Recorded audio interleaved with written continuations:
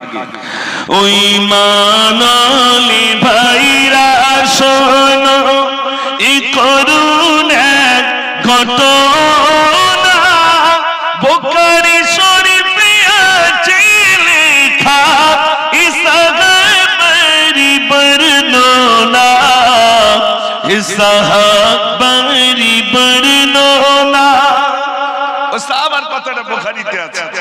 যুবকটার নাম কি? নামটি ছিল আব্দুল উজ্জা, নামটি ছিল আব্দুল উজ্জা। তার ছিল না পিতাজি, চাচার কাছে হইল মানুষ, ছাড়লো সাদির আম্মাজি, ছাড়লো সাদির আম্মাজি। চাচার কাছে লালিত পালিত। একদিন ভাইপো চাচার কাছে এসে বলছে, চাচা, বলছে বলো। ভাইপো চাচাকে জিজ্ঞেস করে, চাচা, বলছে বলো। ভাইপো এসে বলল, চাচা মোর মনে বড় শখ জাগে, বেঈমান ছিলাম আনিব ঈমান, সাক্ষী রাখি তোমাকে, সাক্ষী রাখি তোমাকে। চাচা আমি কলমা পড়বো, সাক্ষী খুঁজে পাচ্ছি না, আপনাকে সাক্ষী রেখে আমি কলমা পড়ে নিলাম। একটু জোরে বলুন না সুবহানাল্লাহ। ও সোনার ভাইরা, ছোটবেলায় আব্বা ইন্তেকাল করে গেছে, তো চাচার কাছে লালিত পালিত হয়েছে, বড় হয়েছে। সেই চাচাকে সাক্ষী রেখে বলছে, চাচা সাক্ষী আর খুঁজে পেলাম না, তা আপনাকে সাক্ষী রেখে আমি কলমা পড়ে নিলাম। চাচা রেগে আগুন। চাচা তখন বলছে, চাচা রেগে বলল এইবার, চাচা রেগে বলল এইবার, ওমর ভাই শোনো না, আমার দেওয়া তুমি মাকান, তোমায় আমি দিব না, তোমায় আমি দিব না।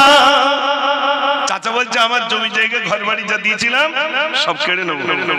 আমরা বলি কি বলতাম, চাচা তুমি যা বলছো তাই বলো, আমি তাই করবো। চাচা বলছে, তোমার জমি জায়গা ঘর বাড়ি সব কেড়ে নেবো। যুবক ছেলে তখন বলছে, ও চাচা জি ফিরিয়ে দিব, ও চাচা জি ফিরিয়ে দিব, তোমার দেওয়া জমি মাকা করিবেন তোমারে তোরে, মসজিদেতে হই আজান, মসজিদেতে হই আজান। ও চাচা এই নেন জমি জায়গা ঘর বাড়ি সব দিয়ে দিলাম। যুবক ছেলে সব দিয়ে দিলেন। চাচা দেখছে কলমা পড়লো, তাও জমি জায়গা সব দিয়ে দিল। চাচা এবার চিন্তা করছে, তাহলে আর কি করে আটকানো যায়।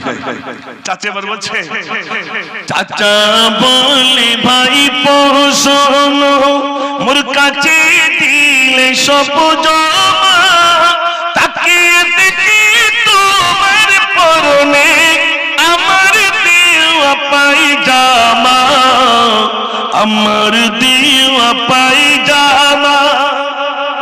তোমার ওই পরনে যে পায়জামাটা আছে ওটা আমি কিনে দিয়েছি, ওটা দিয়ে দিতে হবে। প্রথমে জমি জায়গাগুলো সব নিয়ে নিয়েছে, ভাইপো বলছে এটা দিয়ে দিলাম। এবার চাচা বলছে পরনের পায়জামাটা দিতে হবে, ওটা আমি কিনে দিয়েছি। যুবক ছেলে কি বলছে শোনেন, ও যুবক ভাইরা। যুবক ছেলে তখন বলছে, ও চাচা জি ফিরিয়ে দিব, ও চাচা জি ফিরিয়ে দিব, তোমার দেওয়া পায়জামা সবই দিতে রাজি আমি, ছাড়িব না কলিমা, ছাড়িব না কলিমা। জোরে বলুন না সুবহানাল্লাহ। চাচা জমি জায়গা ঘর বাড়ি সব চলে যাবে, পরনের পায়জামাটা কেড়ে নেবেন, দুঃখ নাই, কিন্তু আমার জবান থেকে আমি কলমা ছাড়বো না। আরো জোরে বলুন না সুবহানাল্লাহ। যুবক ছেলে সব দিয়ে দিলেন, উলঙ্গ রাস্তা দিয়ে চলে যাচ্ছেন, হেঁটে মনের দুঃখে চলে যাচ্ছে। মা দেখতে পেয়েছেন আমার যুবক ছেলে উলঙ্গ হেঁটে হেঁটে আছে। মা লজ্জায় নিজের দুটো হাত চোখটাকে টিপে ধরে বলছো, বাবা তোমার পরিণতি এমন কেন, কি হয়েছে বাবা? ছেলেটা উত্তর দিচ্ছে, দোস্তিয়া মারে তাই মা জান।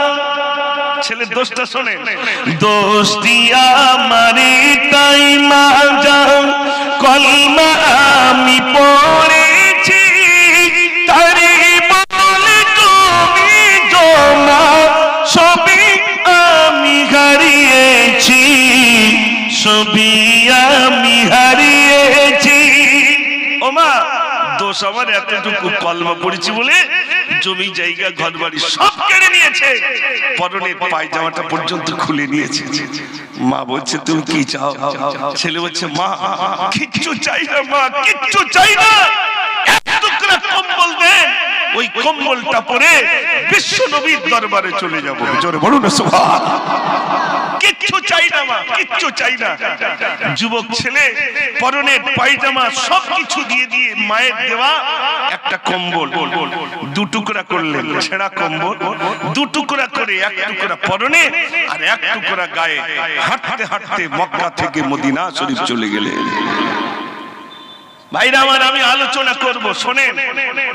আজ আমাদের দোষ একটাই, আমরা কলমা পড়েছি, তাই তো নাকি ভাই?